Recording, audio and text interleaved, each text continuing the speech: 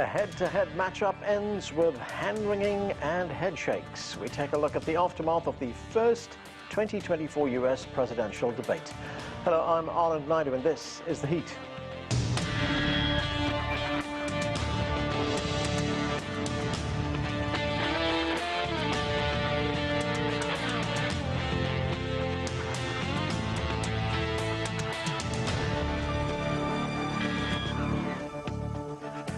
Reaction continues to pour in after Thursday night's U.S. presidential debate between President Joe Biden and his predecessor, Donald Trump.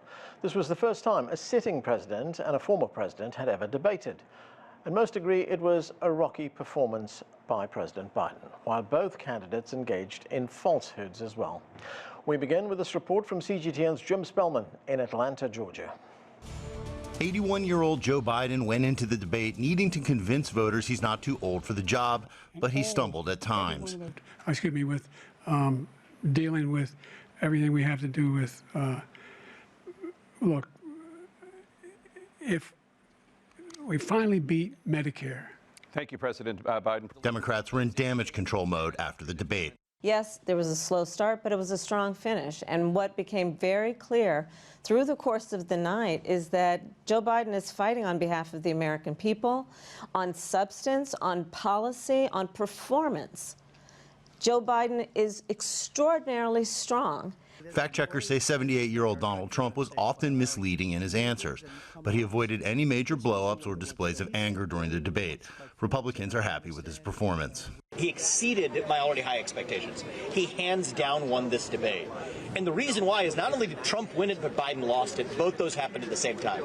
The two men spent much of the night attacking each other's character and competence. The only person on this stage is a convicted felon is the man I'm looking at right now.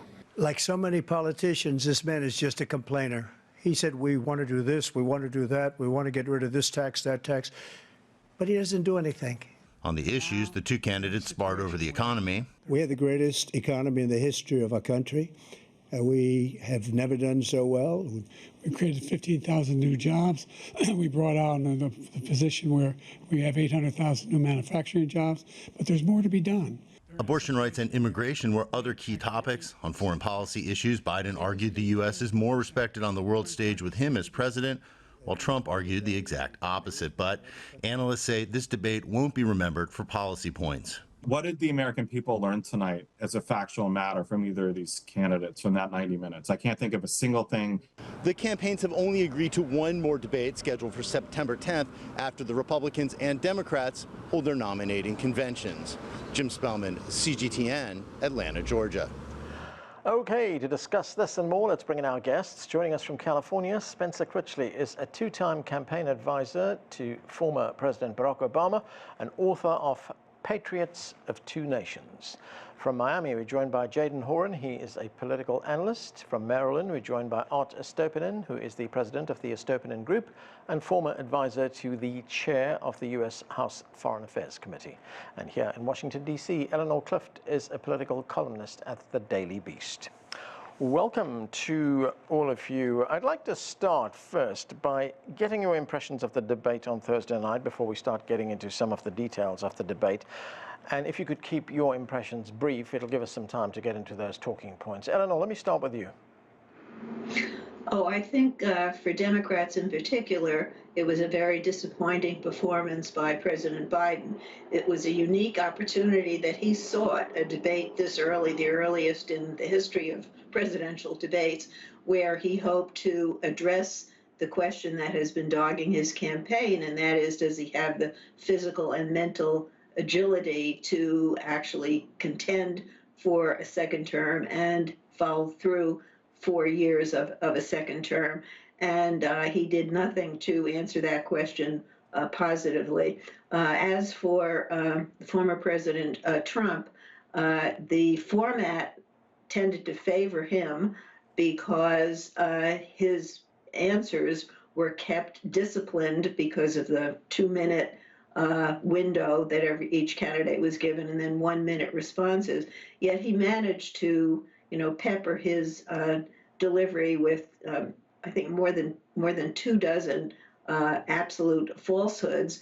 And the moderators of the debate had said going in that they didn't see it as their job to correct falsehoods. That was supposed to be President Biden's job, and he failed miserably. And so it was a good evening for former President Trump.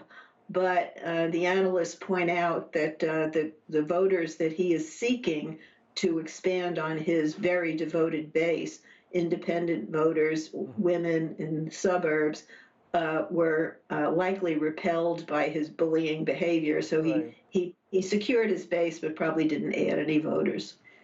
Art, what are your thoughts? Well, Anand, as the American people saw with their own eyes last night, what we saw in France, in Italy, in LA, in Washington, D.C., that President Biden, unfortunately, his time of agility and quick thinking has come and passed. Like many of our parents or grandparents, we have to tell them we have to take away the keys to the cars. It is time for Dr. Jill Biden to tell him, take away the keys to the White House.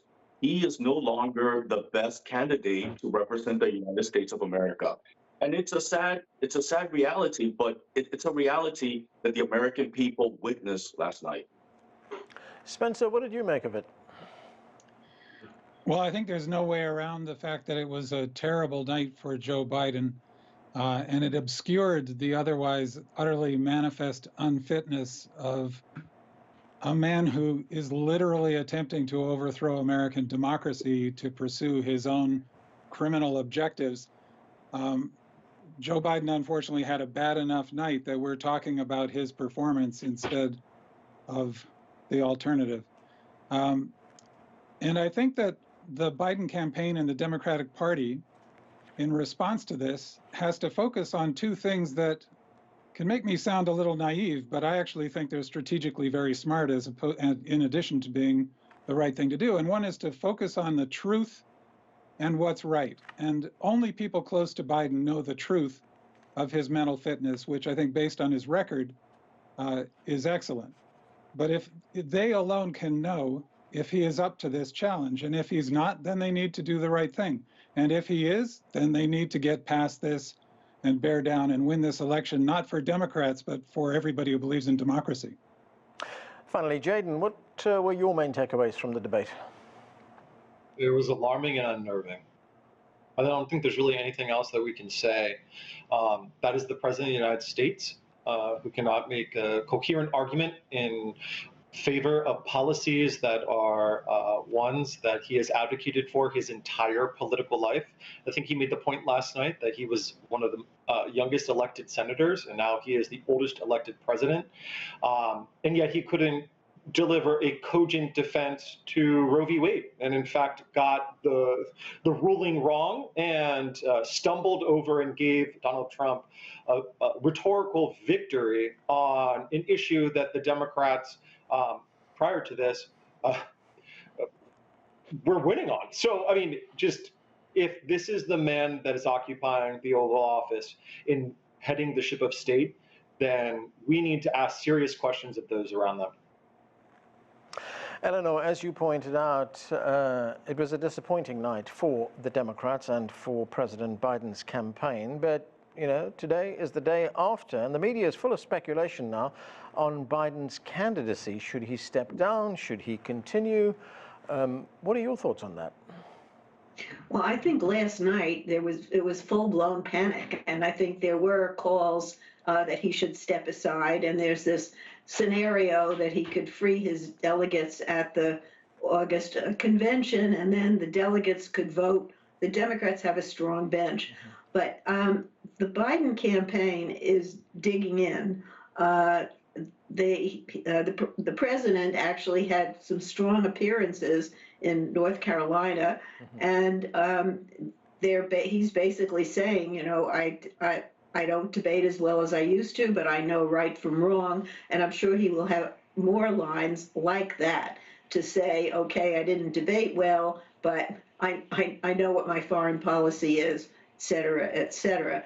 Now, will that be enough? I think the White House is working very hard to keep the lid on any defections. And so far, I don't believe a single elected Democrat of any prominence is lining up to say the president should step aside. But the editorial board of the New York Times has weighed in, calling for him to step aside. I don't think that will do it either. And I agree with what was said about the people closest to the president.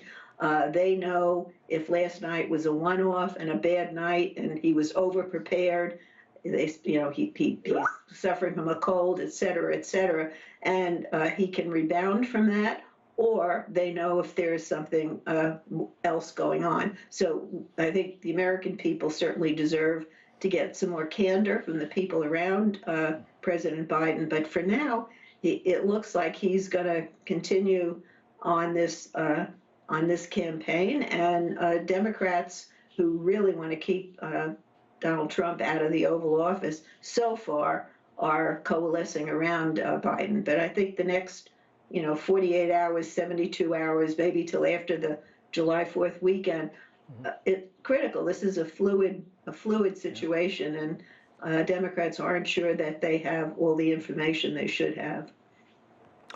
Estopinan, let's get to some of the substance of the debate. Most of the mainstream media slammed Trump for lying. He lied about a number of things, about January 6th, about Biden wanting to raise taxes, about abortion, about climate change, about Russian President Putin wanting billions of dollars to release a United States journalist that's currently detained in Russia. And this is what he had to say about the last election, something that he's disputed ever since Biden became president. But we heard it again last night. Let's watch.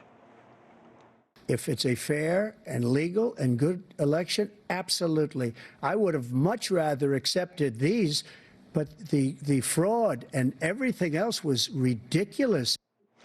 So, is it fair then, Art, to say that the president engaged in a lot of falsehoods during this debate, and he continues to dispute the 2020 election? Isn't this going to hurt him? Well, the reality, he may have gotten his countries mixed up, Anand, but the reality is that the United States liberated $5 or $6 billion for an American in Iran, not in Russia. Mm-hmm. But the fact of the matter also, in January 6th, during the rally, and it's taped, he said, please go and demonstrate in a peaceful manner. There's a lot more investigation that needs to happen, but I worked in the U.S. Congress for 27 years, and the amount of security that the Capitol Police have with machine guns and everything else, I just don't understand what failed in the intelligence that they needed to beef up the security apparatus during that day. Also, the other points. The fact of the matter is that President Trump in the United States, in my opinion, was respected when he was president of the United States.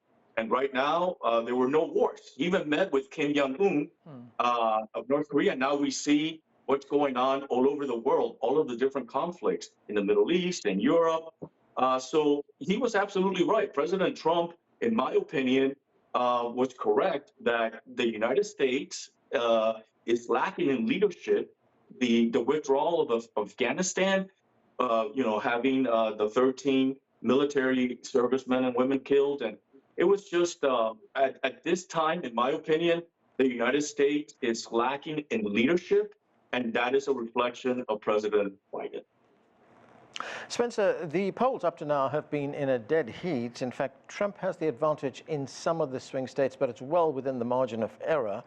But what happens after this debate? There was a CNN Snap poll which was done right after the debate, and it showed that most people who were polled thought that former President Trump, had won the debate 2-1, with 67% to 33%. But the question is, does that actually translate into votes? Is it going to change the minds of people, especially independents? Well, first of all, I'd just like to remind Art that saying the phrase, in my opinion, does not give somebody license to say things that are just flat out false. Mm-hmm. I could say, in my opinion, the earth is made of cotton candy. That's not going to make it true. There were polls showing that the crucial independent voters seemed to be swinging towards Biden, despite how admittedly terribly, as I say, Biden did last evening. But independent voters were noticing that Trump was telling one flagrant lie after another, and were being reminded of the fact that he didn't just call for a peaceful demonstration at the Capitol.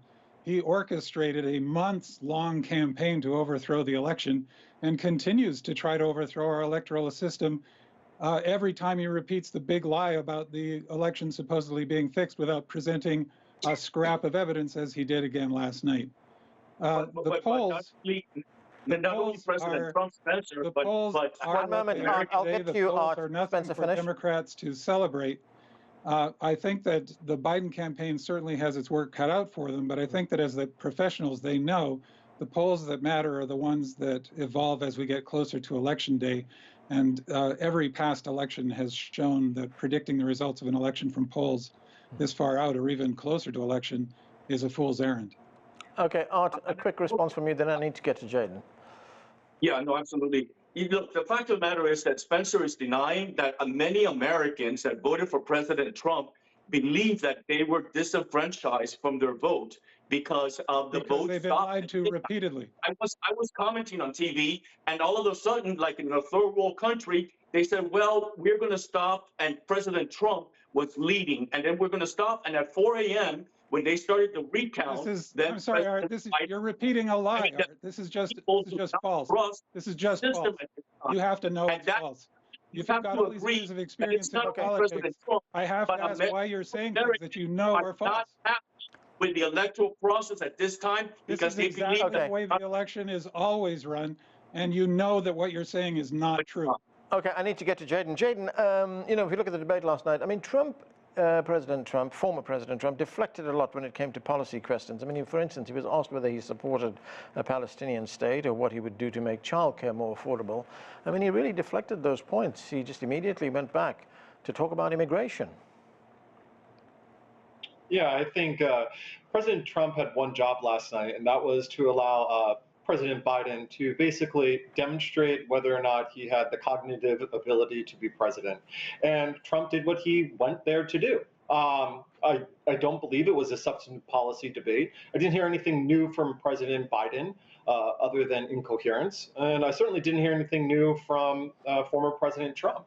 And I think, you know, kind of to address the previous question about, you know, questioning the results of the election. I'm a multitude of decades younger than every single person on this panel, but I am old enough to remember that Al Gore contested the election that went all the way almost till December. It was the longest contested modern election, and no one at that time accused him of trying to sow discontent with the outcome of the election, yet that is in fact what he was intending to do.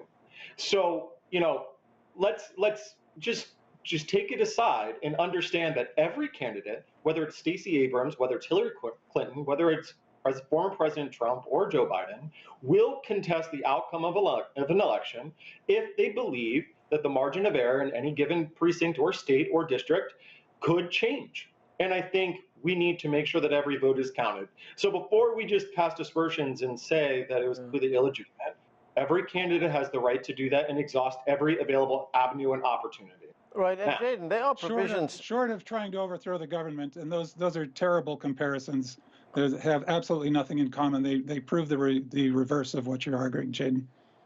I really don't think they do. Again, young voters remember Al Gore did exactly what Donald Trump was entitled to do, which was to pursue legal challenges, not election challenges. Because election officials in Florida were denying people the right to vote. They actually said it then. So they insinuated and created a narrative that people were being disenfranchised when they were not. This is an absurd. This is just an absurd line of argument. There is no. Okay. Let's move on. Let's move on. I want to get back to the government and legal challenges. Yeah. Let's move back to Eleanor. Eleanor, I want to turn for a moment to one of the foreign policy issues that was raised during the debate. Former President Trump said Biden wants to lose Israel, or rather wants Israel to lose in Gaza because he stopped a shipment of weapons to Israel. Here was President Biden's response. The only thing I've denied Israel was 2,000-pound bombs. They don't work very well in populated areas. They kill a lot of innocent people. We're providing Israel with all the weapons they need and when they need them. Trump also accused Biden of being a Palestinian. He said a bad Palestinian. Those were the words that he used. If President Trump, former President Trump, is re-elected, I mean, can we expect the situation in Gaza to get a lot worse? Because he's been talking about finishing the job. Okay, well, first I would like to point out that Al Gore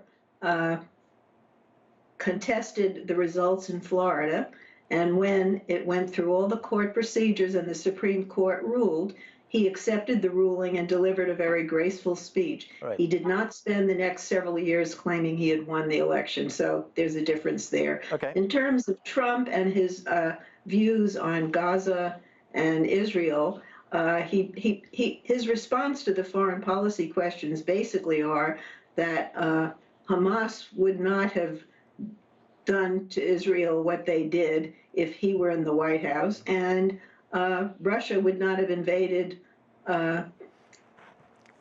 Ukraine if he were in the White House. He did not really offer any policy prescriptions, and basically said he would settle these and other issues as president, as the nominee, before he even moved into the White House. And in terms of deriding President Biden's attempt to put some restraints on the war in Gaza by withholding some of the budget buster bombs that really should not be used in densely impacted neighborhoods, to then equate that to suggest that he's really a Palestinian in the White House. I mean, it's beyond ridiculous. And the rest of the world recognizes that as well as anybody who actually listened to the words last night and tried to make sense out of the competing policy positions of these two men, one of whom will end up in the White House. Right. We know more about their golf scores, actually, than we do about their positions on other issues. Art, one other development on Friday, not totally unrelated to what we heard from the debate stage last night, and that is the U.S. Supreme Court rule that the Department of Justice may have overstepped its authority in using an obstruction law to charge one of the people accused of storming the Capitol on January 6th. What do you make of that, and what is the implication of that? Well, the implication, Jadan, is what we have been saying all along, that this is a political persecution from DOJ. It's a witch hunt, and the American people agree with that. That's why President Trump is leading in all of the polls, because there's no evidence that he had anything to do with January 6th, the violence that occurred, and so on and so forth. So I believe that the Supreme Court is in this case saying, look, what happened? This is not correct, and the American people believe that there's a political witch hunt against President Trump, and so I think it's consistent with what a lot of Americans believe, that this is a politically induced charge. Okay, I want to get a quick reaction to what you've just said from Eleanor.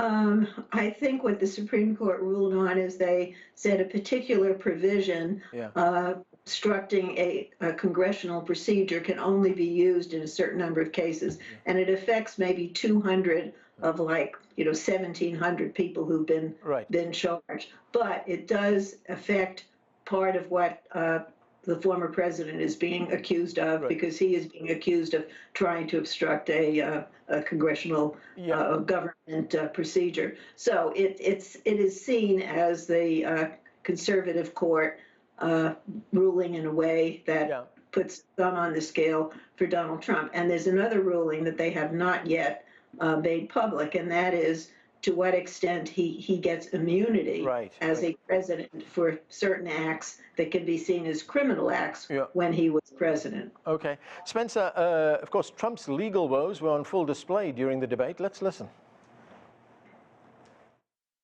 The only person at this stage is a convicted felon is the man I'm looking at right now. But when he talks about a convicted felon, his son is a convicted felon.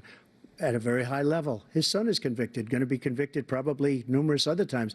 So here we have the two candidates having a go at each other. But Spencer, do these legal matters really matter? Because if we looked at what happened after Trump was convicted in New York, I mean, it became a huge fundraising opportunity for him. Yes, and I think that that was predictable amongst his most committed base. And Anand, you've heard me make this point before, but I think it's always worth making again. It's very hard to understand what's going on among Trump's most committed followers if you think in traditional terms of liberalism as we've inherited it from the Enlightenment era, liberalism as in John Locke and others who came up with the foundations of liberal democracy, which spans traditional liberals to conservatives. Trump is more of a pre-Enlightenment medieval figure. He's much more like a medieval king to whom people swear absolute loyalty and who they see as imbued with magical powers. So he can just assert things and use the power of his words to supposedly conjure up new realities. So it really does not matter what the legal system does to Donald Trump amongst people like that. In fact, the more that he's found guilty, the more they will believe conspiracy theories that he spins up to explain why he's the only person apparently in the entire world who can be trusted, despite his lifelong record as a con man. But what we have to trust is there are enough Americans left who believe in liberal democracy and think it's worth a whole lot more than one con man from New York who stumbled into the grift of a lifetime. Jadan, I've got under a minute left, but I just want to get to one quick point about how foreign leaders are seeing this debate. I mean, how do you think leaders like Benjamin Netanyahu or Volodymyr Zelensky in Ukraine would be looking at this debate? I mean, one of the things that Trump has said in the past about Ukraine is that if he resumes, if he gets back into office, he will end the war in Ukraine by cutting a deal with Russia. Yeah, I think our foreign allies are looking at the United States and are deeply concerned. They're deeply concerned that we are being led by a president whose cognitive decline is so obvious, and yet his ego is so large in those around him that they do not say that he should step aside or step down. I think they look at President Trump and they are concerned, but they at least understand where, in fact, they stand. Which, unfortunately, I don't think they do with President Biden. Okay, and that is where we have to leave it. Thank you to all of you for being with us. I'm Anand Naidu in Washington, D.C.